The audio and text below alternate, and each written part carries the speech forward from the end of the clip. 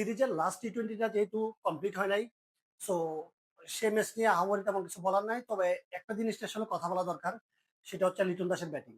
ও যখন খারাপ করে তখন আমরাই মানে ওকে নিয়ে ট্রল করি, অনেক ধরনের কথা বলি, অনেক মন্তব্যের শিকার হয় ও, অনেক সোশ্যাল মিডিয়াতে অনেক প্রেশার ক্রিয়েট হয়। সো ভালো করলে আসলে প্লেয়ারকে অ্যাপ্রিসিয়েট করা উচিত। তাহলে প্লেয়াররা লিস্ট মানে ইন্সপায়ার হয় যে না, আমি ভালো করতেছি, ফ্লোটা বজায় রাখতে হবে।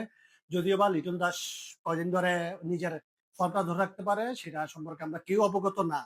এই যে নেদারল্যান্ড সিরিজেও ভালো খেলছে, এশিয়া কাপেও ভালো খেলতে পারে কিনা সেটাও আমরা সিওরিটি দিতে পারবো না, কারণ বেশি লং টাইম ধরে ফর্মে থাকে না, কখনোই ছিল না।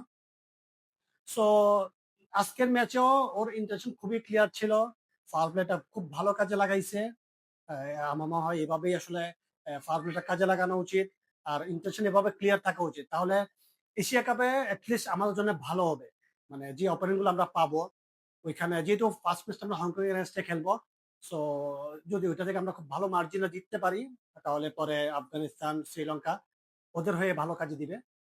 সো যেই ইন্টেনশন আসলে লিটন দাস আজকে ব্যাটিং করছে, খুব ভালো ব্যাটিং করছে। ওর ব্যাটিং বরাবরই অনেক সুন্দর, যদিও ফ্লোতে থাকে, ও ভালো ফর্মে থাকে, তাহলে ওর ব্যাটিং তো চোখের শান্তি, এটা যে কেউ মানবে। সো আশা করবো লিটন দাস এই ফর্মটা লিস্ট এশিয়া কাপ পর্যন্ত বজায় রাখবে আর বাংলাদেশের জন্য ভালো কিছু বয়ে আনবে।